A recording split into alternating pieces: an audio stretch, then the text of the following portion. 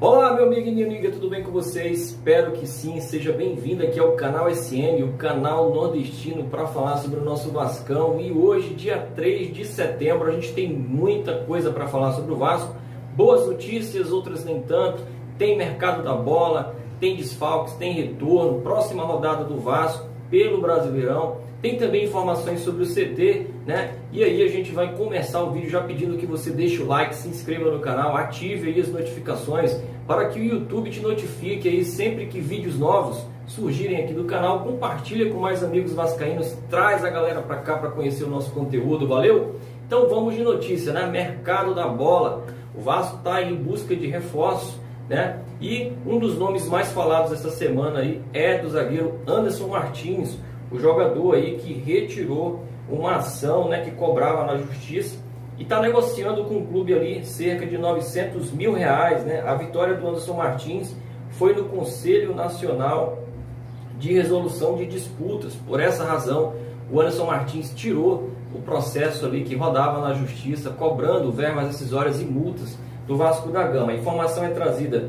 pelo Sport Bus, né, que confirma que essa vitória do Anderson Martins faz com que o Clube Vasco da Gama tenha que negociar esse montante de quase R$1 milhão com o próprio atleta, né? E por isso o atleta tirou a ação na justiça, né? Na sentença datada de 29 de maio, o órgão que arbitra conflitos entre agentes do futebol brasileiro determinou o pagamento de R$906 mil.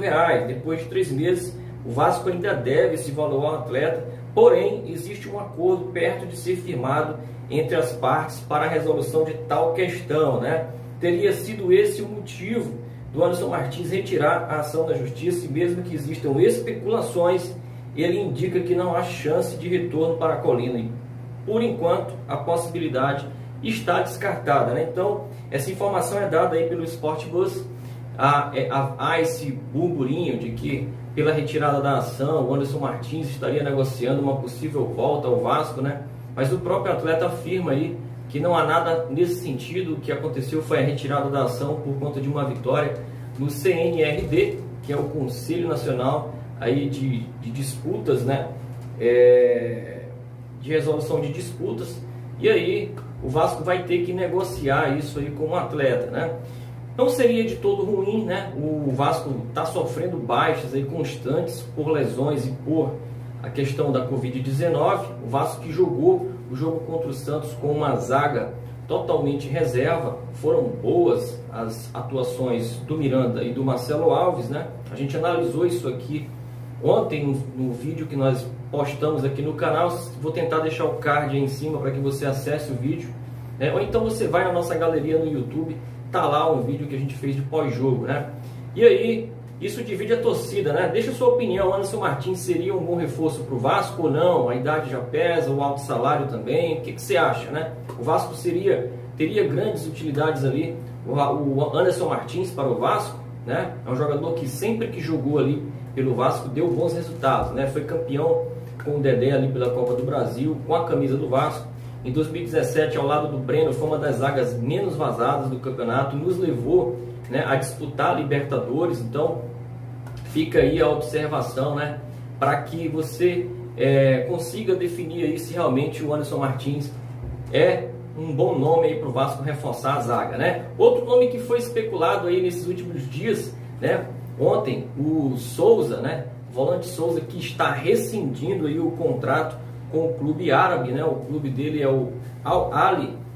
O jogador está insatisfeito por conta de salários atrasados e deve rescindir o contrato com o clube árabe. E pode ser que esse jogador pinte aí em São Januário, né? Ainda muita especulação, muita coisa acontecendo aí, muita informação que é dada aí, né, em caráter especulativo, nada concreto até agora. Mas o desejo do jogador é de realmente voltar a atuar por São Januário. Jogador que esteve em recuperação recentemente. O Vasco até tentou a sua vinda por empréstimo, não foi possível. Quem sabe agora, com a rescisão de contrato do Souza, né, o jogador possa vir para São Januário. A gente vai aguardar os próximos capítulos aí. Um impeditivo aí, um fator que realmente pode complicar, seria o alto salário do jogador. O jogador recebe um salário alto aí né, um salário de futebol internacional, e teria realmente que se adequar à realidade financeira do Vasco. Acho que é totalmente possível, né, se conversando se entendem, né? Então esperamos aí que a diretoria pelo menos tente aí repatriar o Souza. Seria importante ali para o nosso meio campo, daria uma qualidade ali total ao nosso meio campo de hoje, e a gente fica na expectativa de que o Souza possa pintar no Vasco da Gama. Outro nome aí que foi ventilado recentemente é do lateral esquerdo Sander, né? Lateral que está insatisfeito no esporte, deve realmente rescindir o contrato com o clube pernambucano e deve ficar livre no mercado, né? O Campelo afirmou aí, né, que não estaria negociando com o jogador e negou qualquer situação de que o Sander esteja a caminho do Vasco. Essa informação foi dada aí pelo Bola VIP, né? E o detalhe é que é o seguinte também, né? O Vasco tem ali como opção na lateral, como opções na lateral esquerda, o Henrique, que é titular e que está fora do jogo contra o Atlético Paranaense pela próxima rodada do Campeonato Brasileiro. Recebeu o terceiro cartão amarelo, né? É uma das baixas, a gente vai já falar sobre isso aí no próximo tema, né? Então, o Vasco tem como opções ali o Henrique, Neto Borges, Riquelme, e também tem o Alexandre Melo, né? Que é outro jogador jovem da base, exemplo do que acontece com o Riquelme, que pode ser opção do técnico Ramon. Ainda é uma questão de adaptação também, né? A gente sabe que tem esse momento em que o jogador da base, ele passa por um processo de adaptação. Isso aconteceu com o Thales, isso aconteceu com o próprio Ricardo Graça, né?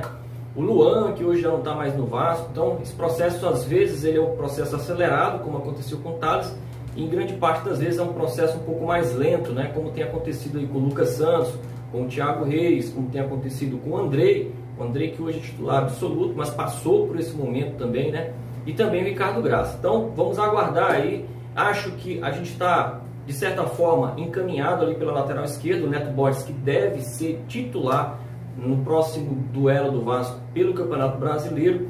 E aí, a gente quer saber sua opinião, o que você acha, né? O lateral Sander também está especulado aí no Botafogo, né? O Botafogo que negociou o Danilo Barcelo com o Fluminense, né? E aí, abriu uma brecha no elenco do Alvinegro lá, e aí de repente o Vasco possa ter concorrência. O Campelo já disse que não, né? Então vamos seguir a pauta aqui, né? Vamos falar sobre a questão da próxima rodada. O Vasco que enfrenta aí domingo, né? Às 18 horas em São Januário. O Vasco jogará em casa contra o Atlético Paranaense. Não é um jogo fácil, o Atlético Paranaense é um time competitivo, não está indo bem no campeonato, é verdade, mas é um time perigoso, né? O Vasco terá alguns desfalques, né? O Vasco não contará ali com o Vinícius, que está fora por conta da Covid-19, ainda cumpre isolamento.